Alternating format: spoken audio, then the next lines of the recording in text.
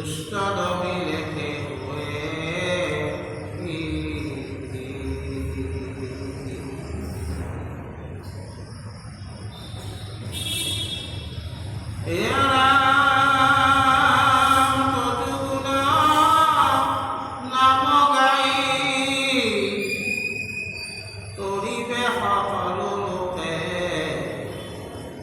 আমি আকৌ জানো পাৰে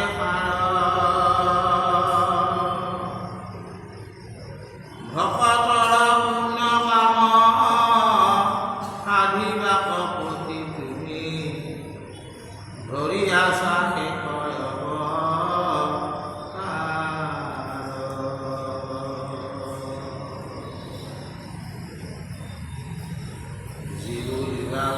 তুমি কি কৰি কোৱা দেখিয়া মই কাক বুলয় তীক্ষণে দেখিলো আজি যিটো তোমাৰ চৰণ জুৰি ওৰা জগতৰ মুকুতি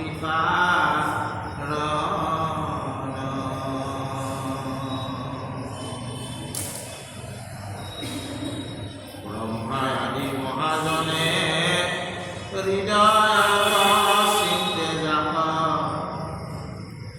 এক মন কৰি কিয়নে সংহাৰতো পথ পৰি জাতয় অৱলম্ব কৰি অপ্ৰয়াসে তাৰে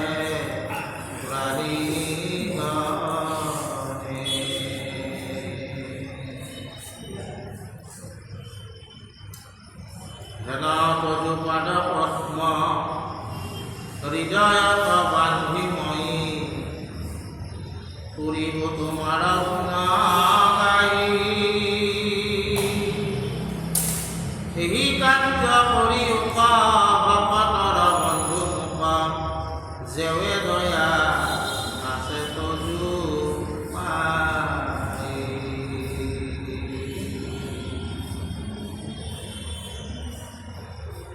নাম লক্ষ্মীৰ সজ্জাৰ অন্তে অনন্তৰে উঠিকি মাধৱ বুলিলা সাগৰী আশীষ প্ৰভুদেৱ আমি হেৰা চলি গলো তোমাৰ চৰণ দিয়ে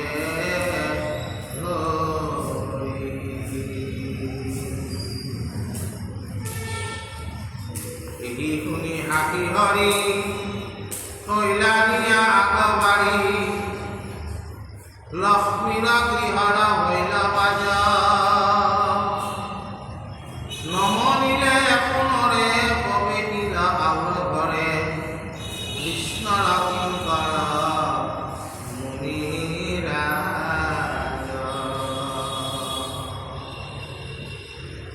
দেৱাসকল আই মাতৃসকল মানে আমাৰ নাৰদ মুনিয়ে ভগৱন্তৰ এই গৃহস্থ জীৱন কেনেকৈ 116,108গৰাকী পত্নীৰ সহিতে তেওঁৰ গৃহস্থী জীৱনটো কেনেকুৱা এই সমস্ত চোৱাৰ নিমিত্তে তেওঁ আহিছিল আৰু মহাপুৰুষ শংকৰদেৱ গুৰুজনাই কীৰ্তনত ইয়াকে নাৰদৰ কৃষ্ণ দৰ্শন বুলি এটা অধ্যায় লিখিছে। আচলতে ভগৱন্ত কৃষ্ণ যদি আমি আমাৰ দৰে বুলি চাব খোজোঁ তেতিয়াহ'লে আমি তেনেকুৱাকৈ কৃষ্ণক বুজিব নোৱাৰোঁ। ভগৱন্ত কৃষ্ণ সম্পৰ্কে ভাগৱতে কৈছে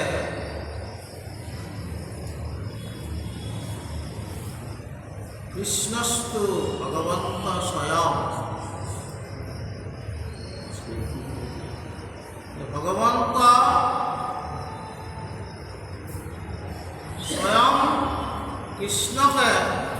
ভগৱন্ত বুলি ভাগৱতে ঘোষণা কৰিছে।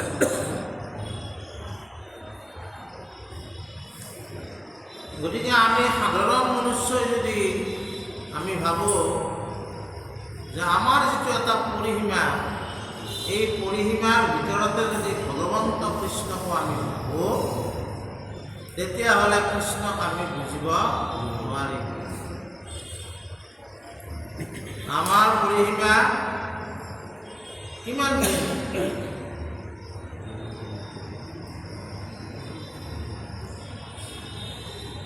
সেই হিচাপটো যদি আমি কৰোঁ, তেনেহ'লে আমি কিমান ক্ষুদ্ৰ সেই কথাটো বুজি পাওঁ।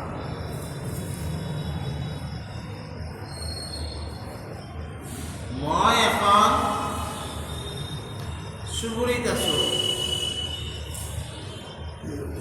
এই চুবুৰীটোৰ নামটো হ'ল হাতীসত্ৰ বা হাতীপাৰা। চুবুৰীটো এখন গাঁৱত আছে।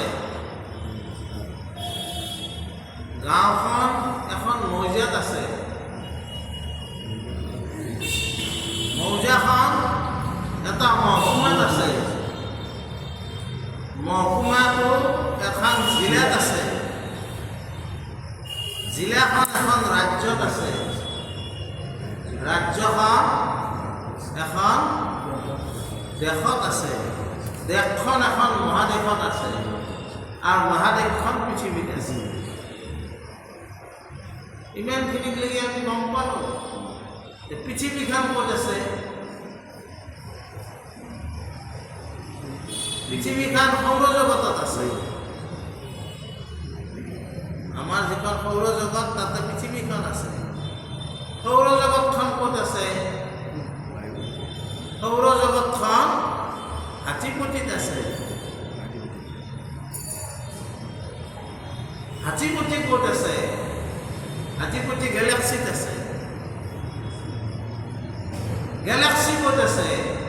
গেলেক্সি মহাকাশত আছে। এনেকৈ যদি আমি হিচাপ কৰি যাওঁ, তেনেহ'লে আমি ক্ষুদ্ৰ ক্ষুদ্ৰ যদি গোটেই গেলেক্সিৰ এখন মানে মেপ আঁকে, তাতে পৃথিৱীখন এটা ফুটৰ সমান হ'ব। পৃথিৱীখনে এটা ফুটৰ সমান হ'ব। আৰু আপুনি কোন, মই কোন? কিন্তু এই গোটেই অনন্ত কোটি ব্ৰহ্মাণ্ডৰ ঈশ্বৰ ভগৱন্ত পুৰুষক নাৰদৰ কৌতূহল হ'ল। মানুহে এজনী তিৰোতাৰ লগত সংসাৰ কৰিয়ে সংসাৰ চলোৱাত অসুবিধা হয়। ভগৱন্তই 16,108 গৰাকী পত্নীৰ লগত কি সংসাৰ কৰিছে? কি ৰহস্যৰ কথা? মই চাব যাব লাগিব। কৃষ্ণই যেতিয়া নাৰদ আহিল, তেতিয়া কি কৰিলে? নাৰদ কিৰীতি সময়ে নাৰদৰ চৰণত সেৱা কৰিলে। অৰ্থাৎ কিৰীতি কোনে পৰিধান কৰে? ৰজাই। তেওঁ ৰজা হিচাপে তেওঁ চৰণত সেৱা কৰিলে। কাৰণ তেওঁ দেৱৰ্ষি আৰু তেওঁ চৰণ ধুৱালে। নাৰদক চৰণ ভগৱন্ত কৃষ্ণই নিজে পখালিলে।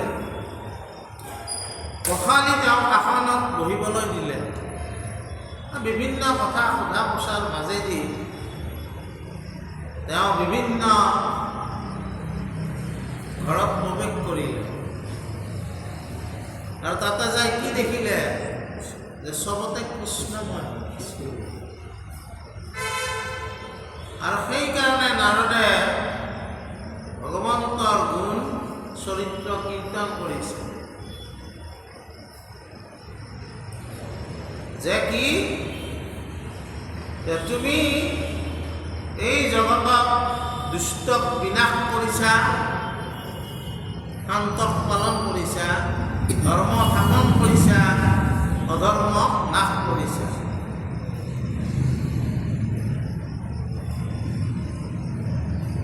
কিন্তু তোমাৰ এই যে দুষ্টক দমন কৰোঁতে দুষ্টজনকো শাস্তি দিব লগা হয়, এই ক্ষেত্ৰত তোমাৰ অবিধি একো নহয়, এইটো বিধিয়ে।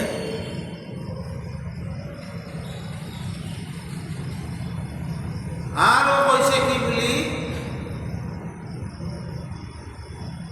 যে তোমাৰ গুণগান গাই ভকতসকলে পূৰ্ণ কাম, অৰ্থাৎ কামনাৰ আমাৰ শেষ নাই। দিনে ৰাতি আমি কামনাই কৰি থাকোঁ। আমাক বহুত প্ৰয়োজন আছে, ইন্দ্ৰিয়বিলাকক বহুত প্ৰয়োজন আছে। এই প্ৰয়োজনবিলাকৰ কাৰণে আমি কামনাই কৰি থাকোঁ, কিন্তু কামনা আমাৰ শেষ নহয়। ভগৱন্ত হৈছে পূৰ্ণ কাম। ভকতিৰ ক্ষেত্ৰত কোৱা হৈছে যে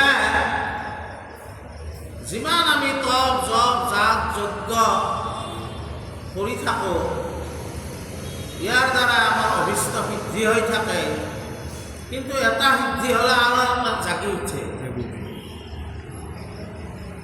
এটা সিদ্ধি হ'ল আৰু এটা জাগি উঠে। কামনা আমাৰ শেষ নাই, কিন্তু ভগৱন্তক যেতিয়া ভক্তি কৰিব তেওঁ পূৰ্ণ কাম হয়। তেওঁ এই বিষয়ৰ ইন্দ্ৰিয় ভোগবিলাকৰ যিটো মাদকতা, এই মাদকতাই তেওঁক আক্ৰমণ কৰিব নোৱাৰা হয়, কাৰণ ভক্তিৰ আনন্দ হয়। সেইকাৰণে ভক্তিক ৰসময়ী ভক্তি বুলি কৈছে। ভক্তিক ৰসময়ী। আৰু নাৰদেও আজি আমাক কৈছে কি, যে হে ভগৱন্ত, নাৰদেতো বিস্ময় মানিলে, মানি ক'লে যে তোমাৰ চৰণ দুখনে হ'ল আমাৰ মুক্তিৰ কাৰণ।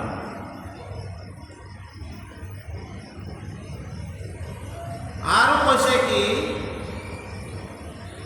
যে সৃষ্টিকৰ্তা ব্ৰহ্মা আদি সকলো দেৱতাই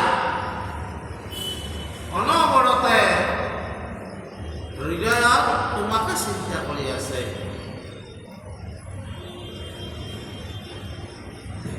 আৰু সেই হৃদয়ত তোমাৰ চৰণ কমল আমিও বান্ধি তোমাৰ নামে মই গাই কৰি আছো।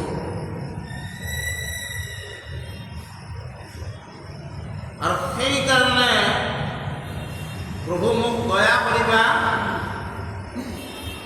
যাতে ভকতসকলৰ লগত ভকতৰ মই যাতে বন্ধু হ'ব পাৰোঁ। নাৰদে কৈছে, কাৰণ শাস্ত্ৰই কৈছে কৃষ্ণক পাইবাৰ ভকতেহে পন্থ, এই কথা কহয় গীতা ভাগৱত দক্ষ। নাৰদৰ দৰে এজন দেৱৰ্ষি,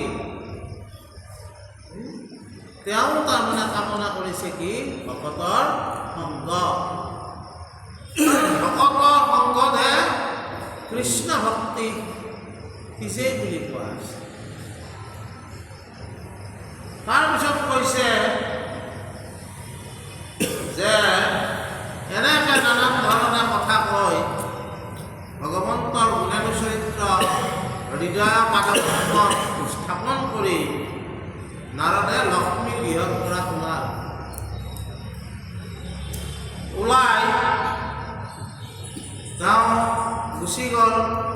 আৰু কৃষ্ণ ভগৱন্তই তেওঁক অলপ আগবঢ়াই থ'ব আহিল, কিন্তু ভগৱন্ত হাঁহিছি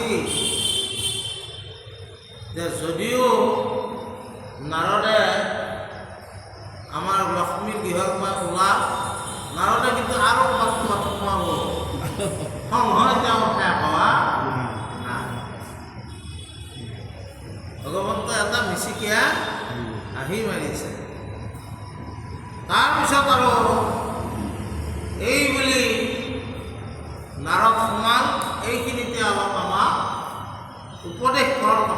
দিছে, কি উপদেশ দিছে?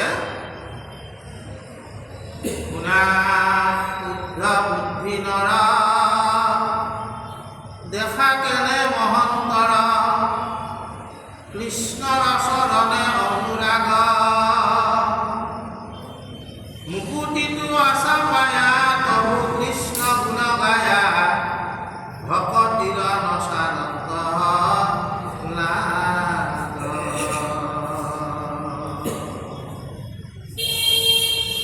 হৰি পদ চিন্তনত, হৰি গুণ কথনত, হৰিৰ চৰিত্ৰ শ্ৰৱণত, যতে আনন্দ আছে, বুজিলে জানিবা পাছে, কিবা তাৰ কহিব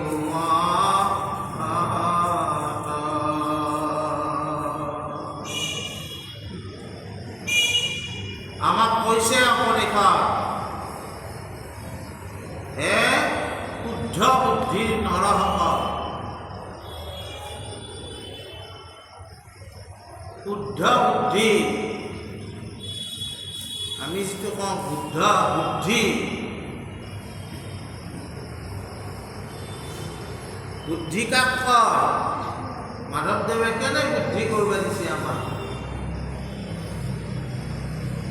পৰম চতুৰ শিহিৰী, বুদ্ধিত কুশল আতি, যিটো পুৰে মাধৱৰ গুণ নাই। আমি যি বুদ্ধিয়ে নকৰোঁ কিয়, সেই বুদ্ধি কুশল বুদ্ধি হ'ব লাগে। কুশল বুদ্ধি মানে মোৰ সেই বুদ্ধিটো দি মোৰ নিজৰটো উপকাৰ হ'ব, আনৰো যাতে উপকাৰ হয়, তাকে কুশল বুদ্ধি বুলি কৈছে। বুদ্ধিত কুশলতা থাকিব লাগে। বুদ্ধিত যদি কুটিলতা থাকে, তেতিয়াহ'লে মোৰো হানি হ'ব, আৰু মই যাৰ ক্ষেত্ৰত কুটিলতা কৰিব আছোঁ, তেওঁ হানি কৰিব চেষ্টা কৰি মোৰো হানি হ'ব। সেইকাৰণে বুদ্ধিয়ে তথাপি শুদ্ধ বুদ্ধি। মহাপুৰুষ মাধৱদেৱ গুৰুজনে আমাৰ নামঘোষাত আকৌ গাইছে, তুমি শুদ্ধ বুদ্ধ নিত্য, নিৰ্মলা নিৰ্গুণ দেৱ, মুৰা প্ৰভু নাৰায়ণে, স্বৰূপ আনন্দে, ও হৰি হৰি তুমি নিজানন্দে,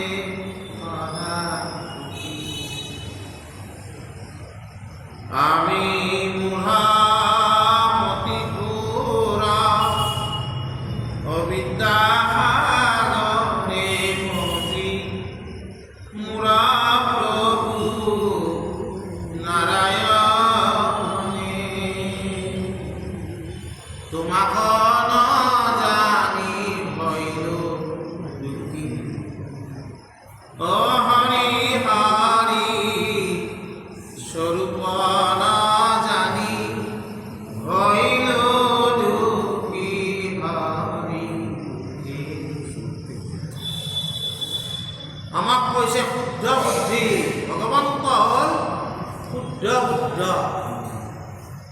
আৰু শুদ্ধ বুদ্ধ কাৰণে তেওঁক জানিব লাগিলেও আমি যি বুদ্ধি অৰ্জন কৰিম, সেই বুদ্ধিও আমাৰ কেনে হ'ব লাগিব? শুদ্ধ। আৰু আজিও আমাক কৈছে, সেই শুদ্ধ বুদ্ধিৰ মনুষ্যসকল, দেখিলা দেৱৰ্ষি নাৰদৰ কথা, তেওঁ বৈষ্ণৱ আৰু এজন মহন্ত, কিন্তু ভগৱন্তক লগ পায়ো তেওঁৰ কৃষ্ণৰ চৰণৰ প্ৰতি যিটো অনুৰাগ, সেই অনুৰাগ কেনেকুৱা দেখিলা?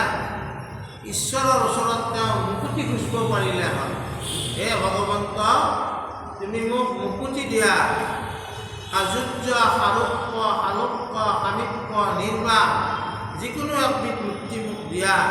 কিন্তু নাৰদে মুক্তি খোজা নাই। নাৰদে কি এই ৰসময়ী ভক্তিৰ দ্বাৰাই জগতত ভকতৰ সংগত বঞ্চিব আছে। দেখিলা মহন্তৰ অনুৰাগ, অনুৰাগ মহন্তৰ ক'ত? ৰসময়ী ভকতি। আৰু ভাগ্যে আমি শংকৰদেৱ মাধৱদেৱৰ কাৰণে এই ভক্তি ধৰ্ম আমি পাইছোঁ। আমাৰো আচলতে অনুৰাগ ভক্তি হ'ব লাগে, বুজা না? এইবিলাক পাঠৰ উদ্দেশ্য হ'ল কি? এই পাঠটোৰ জৰিয়তে আমি যাতে বুজিব পাৰোঁ, জানিব পাৰোঁ ভক্তি কি বস্তু। তাৰপিছত কৈছে যে হৰি কথা চিন্তন কৰিলে, হৰি কথা কীৰ্তন কৰিলে, হৰি কথা শ্ৰৱণ কৰিলে, শ্ৰৱণ, কীৰ্তন, স্মৰণ,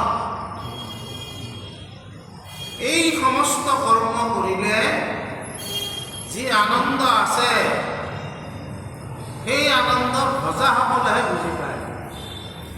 কৃষ্ণক ভজনা কৰা লোকসকলেহে সেই আনন্দৰ কথা বুজি পায়। আৰু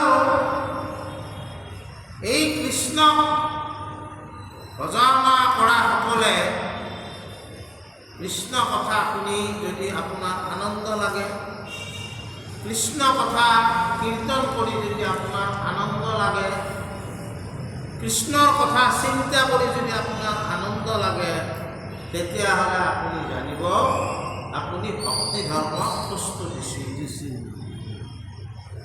আৰু যদি আপোনাৰ আনন্দ নালাগে, তেতিয়াহ'লে জানিব আপুনি ভক্তি ধৰ্মক খোজ দিব পাৰা নাই।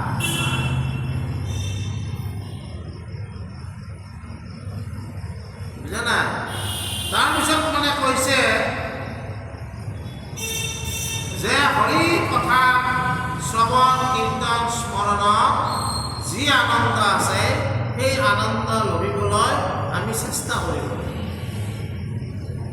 সেইকাৰণে শুনা সাৱধানে শব্দটো কয়, আমি সাৱধানো হ'ব লাগে ঈশ্বৰৰ কথা শুনাৰ সময়। বেলেগ কিছুমান কথাৰ কাৰণে আমি হাহাকাৰ বা এই পৰিৱেশটো নষ্ট কৰাৰ যি কথা, সেইবিলাক আমি কৰিব নালাগে। তাৰপিছত কৈছে কি? কিন্তু আগে প্ৰথমত মহাশাস্ত্ৰ ভাগৱত শুনি মহাযত্ন কৰি বিষয়ৰ দুখযত সকল কৰিয়ে হত ও হৰি ভকতৰ সংগ ধৰি।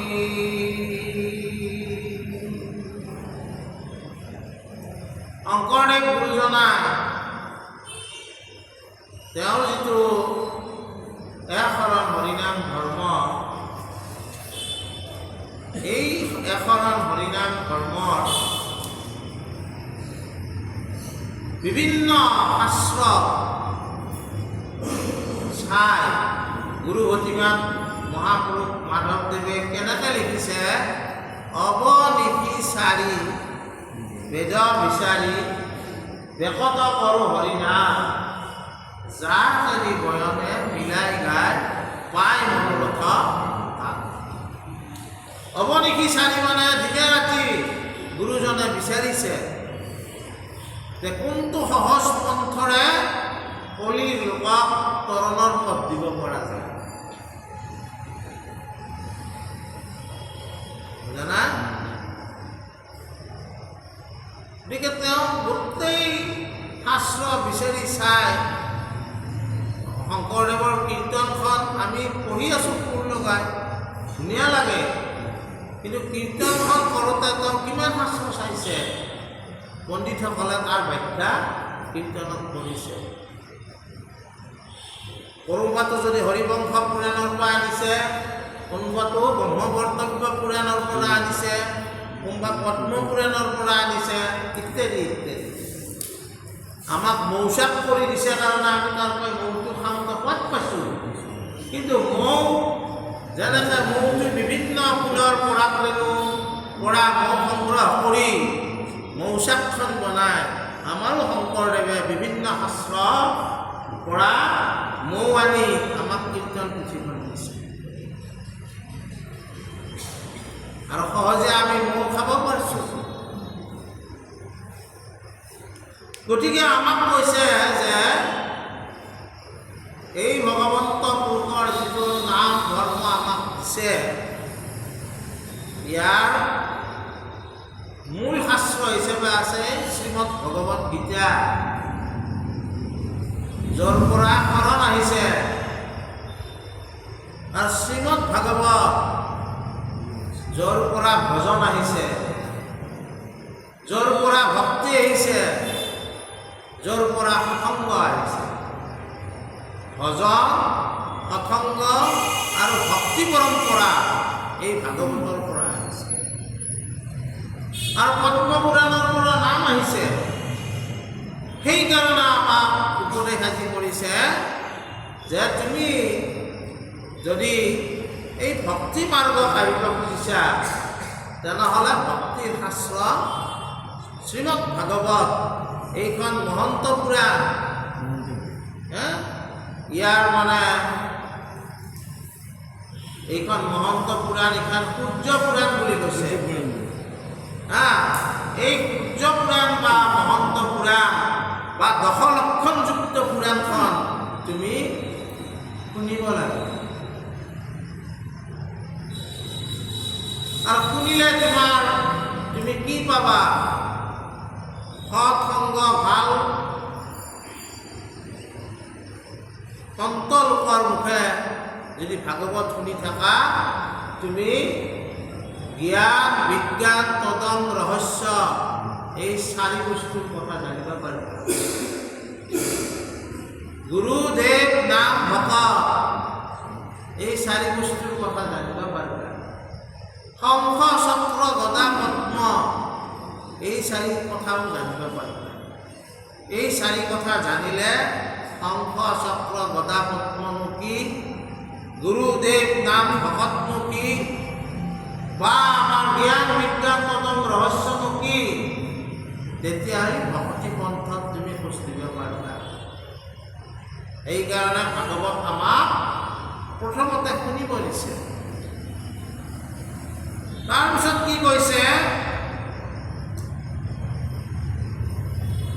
বিষয়ৰ যিবিলাক দোষ আছে,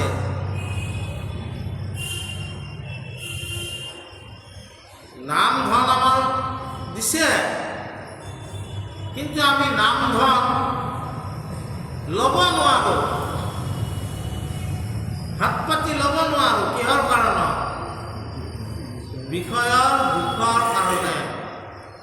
গুৰুজনে নিজৰ গাঁও থানত যেতিয়া থাকে, তেতিয়া ল'ৰাটো হোৱাৰ খবৰটো দিলে নহয়। গুৰুজনে কি লিখিলে? পাৰে পৰি হৰি কৰ কাদৰি প্ৰাণ ৰাখবি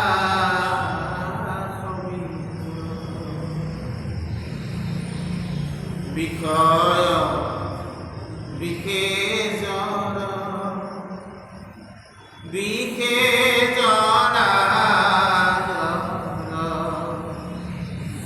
জীৱন নাৰহে মোৰ প্ৰাণ ৰাখবি মোৰ। ল'ৰা সন্তান জন্ম হ'লে আমাৰ মাছ বিলাব লাগিব, ইত্যাদি ইত্যাদি কথা আমি চিন্তা কৰোঁ আনন্দতে। কিন্তু শংকৰদেৱে কি চিন্তা কৰিছে যে আৰু এটা বিষয়ে মোক পালে হে ভগৱন্ত তোমাক মই প্ৰাৰ্থনা কৰিছোঁ এই বিষয়ৰ জ্বালাত যাতে মোক তুমি নেপেলাবা। আৰু মাধৱদেৱে বৰগীতত কি লিখিছে?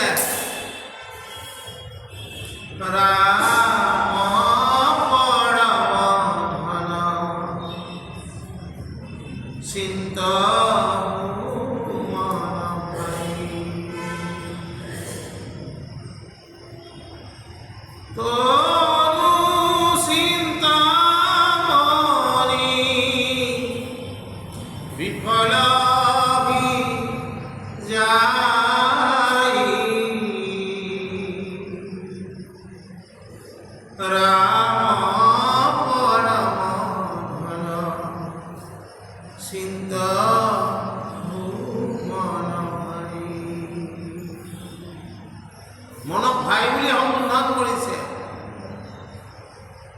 এই পৰম ধন পাব পৰা এই তনু মই লাভ কৰিছোঁ, সেইটো তনু হ'ল মনুষ্য তনু। মনুষ্য তনুৰ ওপৰত উত্তম তনু একো নাই। ইয়া একো সাধনযুক্ত তনু।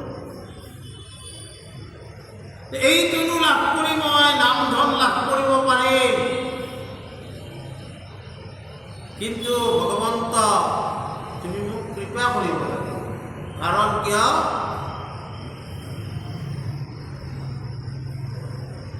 বিষয়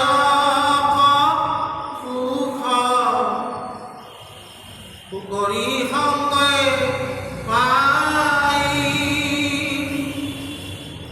হৰিপদ সেৱা মানৱী বিনে নাই। বিষয়ৰ যিবিলাক সুখ, এই সুখবিলাক গাহৰিবিলাকেও লাভ কৰি আছে, কিন্তু তুমিতো মনুষ্য। হৰিপদৰ সেৱা সুখ তুমি এই মনুষ্য জনমত পাব লাগিছিল। দুৰ্লভ মনুষ্য নকৰা বিফল, চিন্তা মনে মাধৱৰ চৰণ কমল। তাৰপিছত কি গাইছে? যোনথা ঐশন জনম গুৱাই বিষয়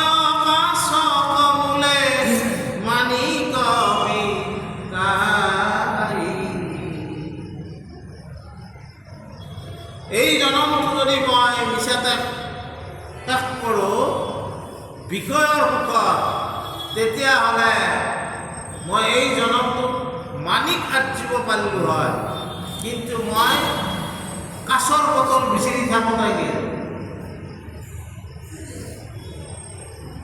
আচলতে মই ৰত্নৰ মালিক হ'ব লাগিছিল, কিন্তু মই মালিক হ'লোঁ কিহৰ? এই ৰাতিপুৱা যে সৰু সৰু গাড়ী লৈ পেলাই ঘূৰি ফুৰে, বটল পুচাই লোহা চিং কিবা কিবি, কাবাডী বুলি কয়, হিন্দীত সেইটো কাবাডী বুলি কয়। কাবৰীলাল হৈ থাকিলোঁ, কিন্তু আচলতে মই যিটো জনম পাইছিলোঁ এই জনমত মই আচলতে ৰত্ন লাভ কৰিলোঁ হয়, হৰিনাম ৰত্ন। তাকে নকৰি সেইকাৰণে কৈছে যে ভাগৱত শুনা, ভাগৱতে তোমাক ভক্তিৰ পন্থ দিব, ভাগৱতে তোমাক ভজনা কৰাৰ কথা ক'ব, ভাগৱতে তোমাক সৎসংগ লাভ কৰিবলৈ সামৰ্থ্য কৰিব। সেইকাৰণে ভাগৱত শুনিব দিছে। তাৰপিছত কি কৈছে? হে ৰাম যিমা কিছু আছে ধন, তেজা তাৰ মুখ মন, কিছু বেয় কৰা হৰিয়ৰকে, তেবে কেৱ প্ৰতিবাৰে মাধৱত প্ৰেম চৰে, তেবে ধন নযায় তাৰ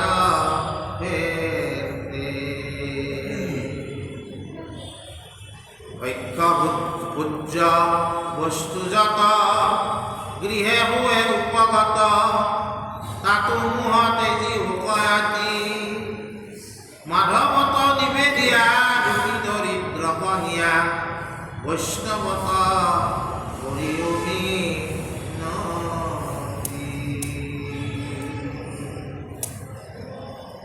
নেৰিবা বেদৰ পথ সজ্জন জনৰ মত ব্ৰাহ্মণত কৰিবা ভকতি আপুনি ঈশ্বৰে দেখা ব্ৰাহ্মণক মান্য কৰি জগতক দেন্ত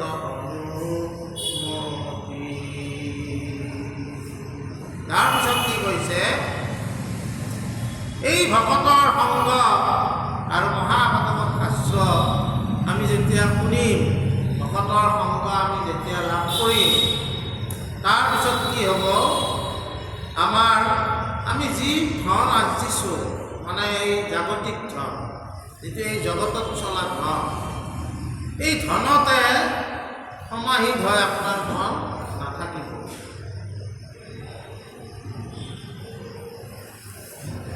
আমি বিষয়ৰ দুখত যদি থাকোঁ এই জাগতিক ধনতে আমাৰ মন সমাহিত হৈ থাকিব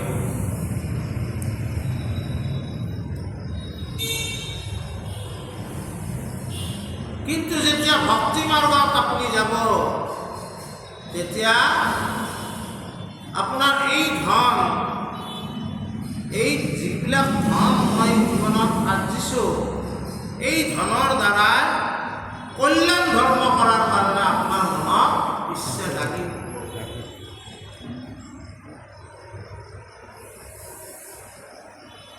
কল্যাণ ধৰ্ম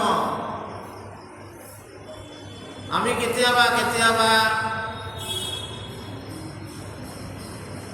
ভাগেৰি পাওঁ আগৰ দিনত ভাগেৰি পাইছিল তাৰমানে সেই লোকসকলে কল্যাণ ধৰ্মত খৰচ নকৰি লোকেই থওঁতে মানুহ মৰি গ'ল তলত ভাগেৰি সোমাই থাকিল আপুনি যি পাইছে আপোনাৰ যদি পৰ্যাপ্ত হৈছে তেতিয়াহ'লে অতিৰিক্তখিনি আপুনি মনুষ্যৰ সেৱা প্ৰাণীৰ সেৱা আপুনি ব্যৱহাৰ এই ব্যৱহাৰ কৰাৰ প্ৰেৰণা কোনে দিব ভগৱত ভক্তি দিব ভগৱত ভক্তিয়ে সেই আপোনাক প্ৰেৰণা দিব আৰু আপোনাৰ আনন্দ আহিব যে মই যি ধন উপাৰ্জন কৰিছিলোঁ সেই ধনৰে মোৰে কামত নাহিল আৰু জগতৰ কোনো মনুষ্যৰো কামত আহিল কোনো প্ৰাণীৰো কামত আহিল এই প্ৰেৰণা আমাক ভগৱত ভক্তি ধৰ্মই প্ৰেৰণা দিব আৰু ঘৰত যি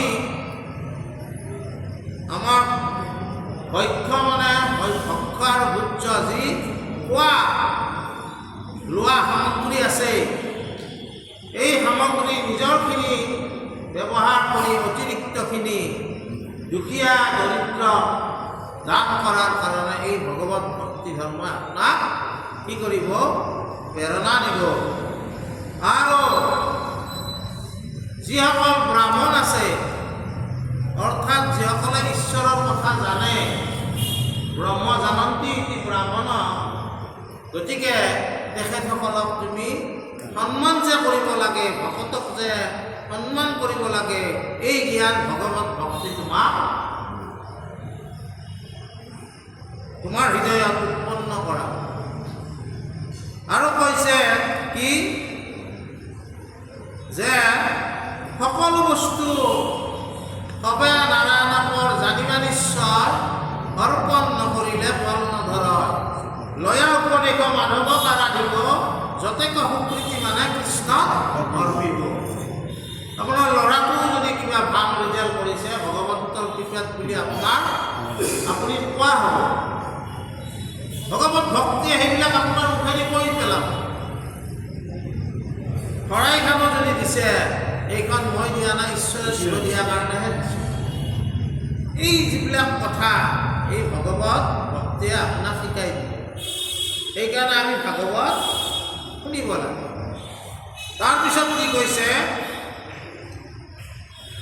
হে ৰাম কৃষ্ণ ভজিবু বুলি দুৰ্জনত নকহিবা নিন্দানো বুলিবা গৰ্ব কৰি নকৰিবা হেতুবাদ প্ৰমাদকল নৰংগীয়া কৃষ্ণত শৰণ মনে ধৰি তেৱেকে কৰিবা ঘূৰা দুখ নধৰিবা ঘূৰা যি কিছু বাণী কোনে হবে নরনারী ডাকি বোলা হরি হরি যাও দেখে থাকে প্রাণ হানি।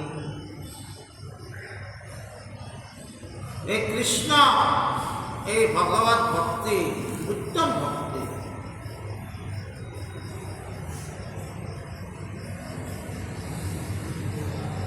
নমো হরি নারায়ণ রাম রাম রাম সর্ব ধর্ম শিৰোমণি তুয়াগুণৰ নাম ঘোষা।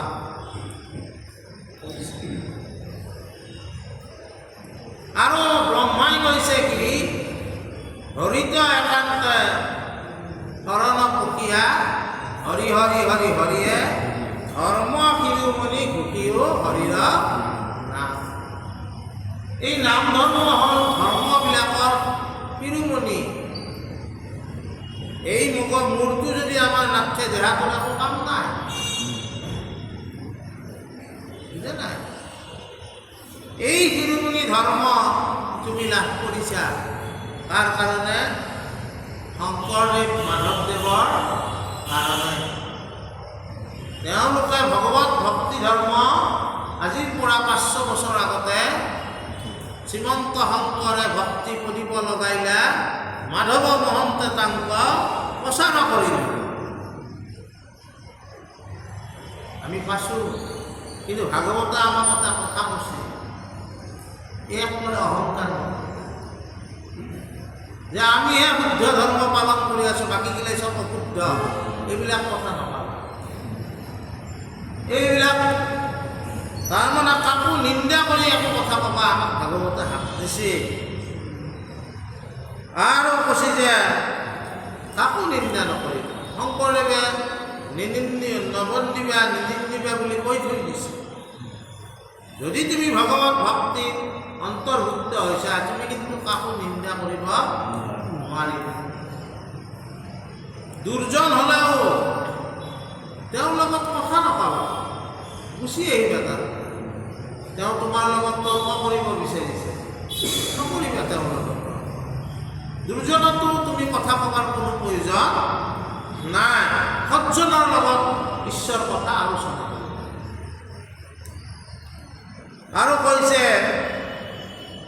আৰু মনে মনে ভগৱন্তক আশ্ৰয় লয় ভগৱত ভক্তি কৰি থাকিবা, তেতিয়া তোমাৰ কি হ'ব যে তোমাৰ সকলো দুখ মৰিখন হ'ব, সকলো দুখৰ পৰা মুক্ত হয় তুমি ভগৱত ভক্তিৰ শিখৰত যাবলৈ সমৰ্থ হ'বা। আৰু সেই বুলি আমাক নৰনাৰী সকলোকে ঈশ্বৰৰ নাম ল'বা দিছে। যেতিয়ালৈকে আমাৰ প্ৰাণ বায়ু থাকে, উশাহ নিশাহ আমি লৈ আছোঁ, ঈশ্বৰ চিন্তন আমি সদায় কৰিব লাগে, ঈশ্বৰৰ কীৰ্তন আমি সদায় কৰিব লাগে, ঈশ্বৰ কথা আমি সদায় শুনিব লাগে। এইখিনি কথাকে আজি আমাৰ ভাগৱতে কৈছে বুলি আমি আপোনালোকৰ আগত প্ৰকাশ কৰোঁ। কৃষ্ণ অপৰাধ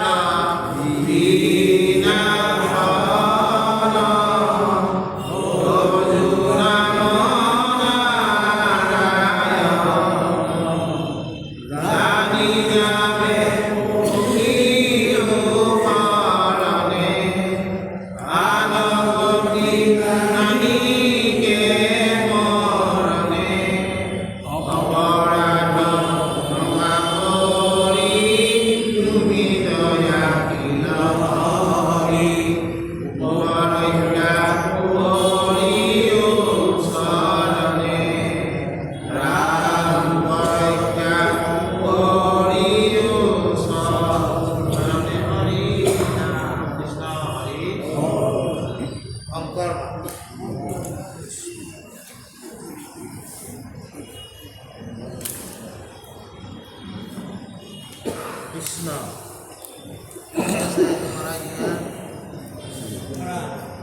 ককিলা বাইদেউ, আচ্ছা ককিলা বাইদেউ ভাল।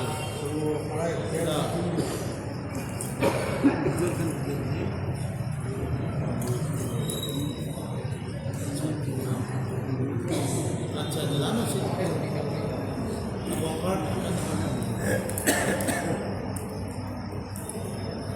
কৃষ্ণ